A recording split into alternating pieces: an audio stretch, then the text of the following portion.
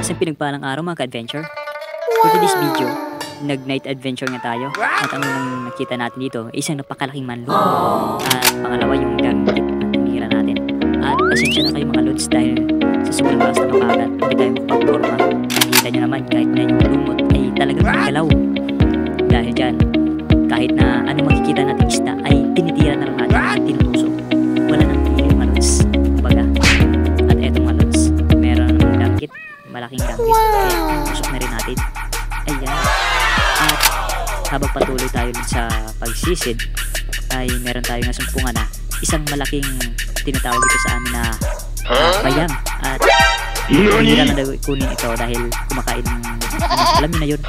At meron tayong nakita dito na isang higda-higda. At maming palalods yung tawag dito sa amin pag malaking higda-higda. Ayan. Sobrang nag-aalboruto yung galaw niya.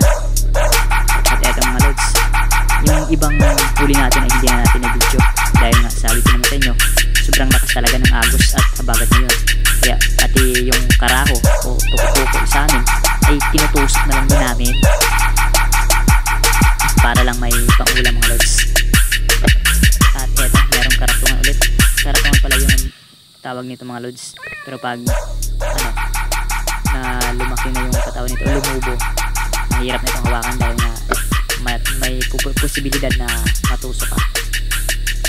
Kaya mga lods, habang patuloy tayo ay ayan, parang naparami na yata yung karga ng pana natin at hindi natin muna yan nilagay dahil meron pa tayo nakitang talagbago.